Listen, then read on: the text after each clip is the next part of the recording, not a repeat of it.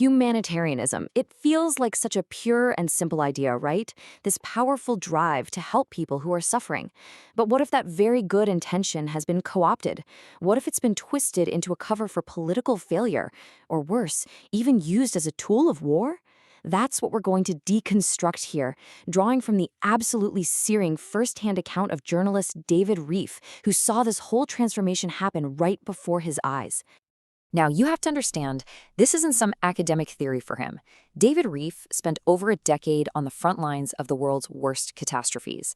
I'm talking about the concentration camps in Bosnia, the killing fields of Rwanda. This quote really sets the stage for what he learned.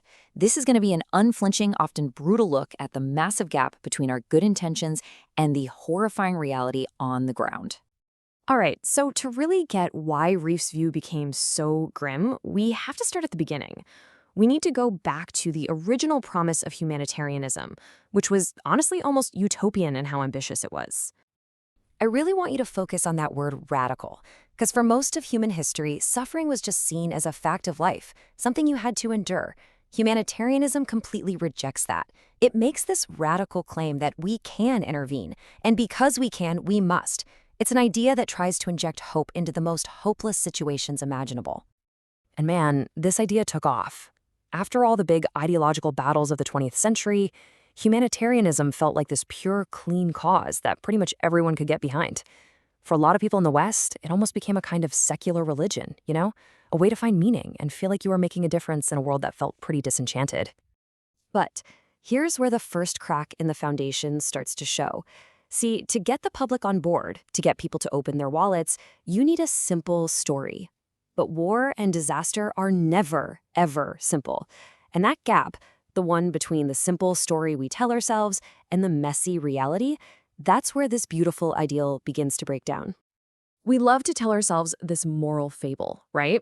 It's a story of pure, innocent victims, always women and children, being saved by this big, caring, global community. But the reality Reef witnessed on the ground was way more disturbing. Victims who were also killers, crises where you absolutely could not escape the politics. And this so-called international community, more often than not, it was just a complete myth. And this quote just brilliantly nails the core tension here. Reef's argument is that, to get our support, victims have to be presented as helpless children. But think about it. In a place like Rwanda, many of the Hutu refugees who were dying of cholera in the camps, they were also the same people who had been perpetrators in the genocide just weeks earlier. They were both victims and killers at the same time. And once you acknowledge that kind of complexity, the simple act of helping becomes so much harder, both morally and practically. And the 1990s, wow, that was the decade that just broke the old model of humanitarianism. I mean, just look at this timeline. It's one crisis after another. Somalia, where aid got tangled up with military intervention. Rwanda, where the world just stood by and watched a genocide. Bosnia, where aid actually became an alibi for doing nothing.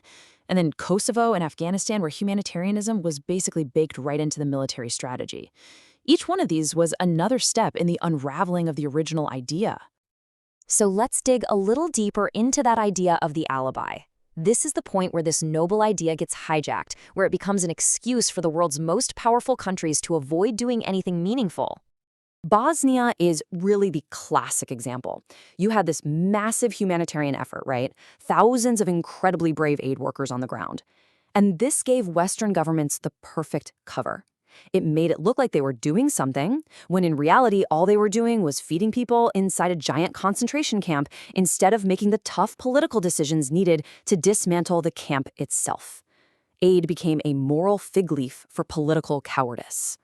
And this is even more chilling. The Clinton administration knew that if they used the word genocide to describe what was happening in Rwanda, international law, the 1948 Genocide Convention, would have legally obligated them to step in. So what did they do? They just didn't use the word. They deliberately called a systematic campaign of mass murder a humanitarian crisis. They redefined the problem as something that could be managed with food and blankets, not armies. This quote from the former president of Doctors Without Borders is just devastating. It's so powerful because it gets to the ultimate danger here. When we start using the language of aid to describe a political horror, we're not just failing to solve the problem. We are actively misdiagnosing it. We actually become complicit in the horror by refusing to call it by its real name. But you know what? It actually gets worse.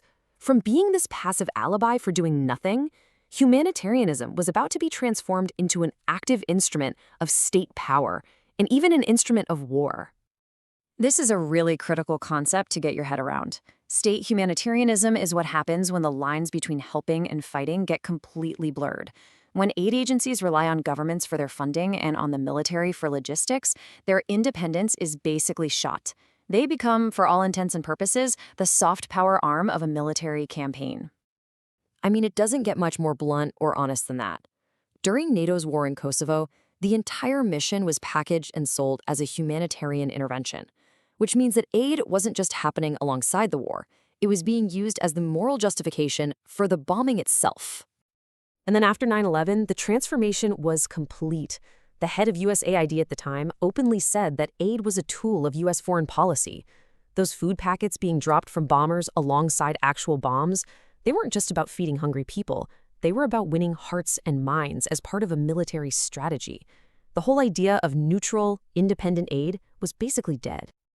So, after all of that, where does this leave us?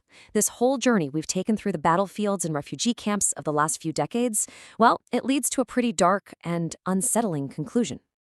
This is the tragic journey we've just followed. You start with this noble idea born from a pure desire to lessen human pain. Then it gets corrupted into an alibi, an excuse for political cowardice. And finally, it's fully weaponized, becoming just another tool in the toolbox of state power. And this is the devastating bottom line. Reef's argument, really, is that the dream of this neutral, autonomous, humanitarian space, a space that could actually critique powerful governments, is probably over. It's been swallowed up by the very system it was supposed to challenge. And think back to this quote from the Red Cross official. Just notice the incredible humility in those words. A measure of humanity, always insufficient. That is a million miles away from the grand, ambitious promises of fixing entire countries or waging humanitarian wars. This was the original, limited, and maybe more honest ideal. And so this is the question Reef's work ultimately leaves us grappling with. If the very idea of helping has become this compromised, this tangled up in power and politics, what's left? What stands between victims and the absolute horror of the world?